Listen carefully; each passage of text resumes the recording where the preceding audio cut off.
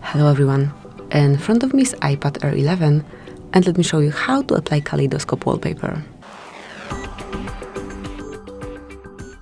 At first enter the settings, then mark Wallpaper and choose Add New One.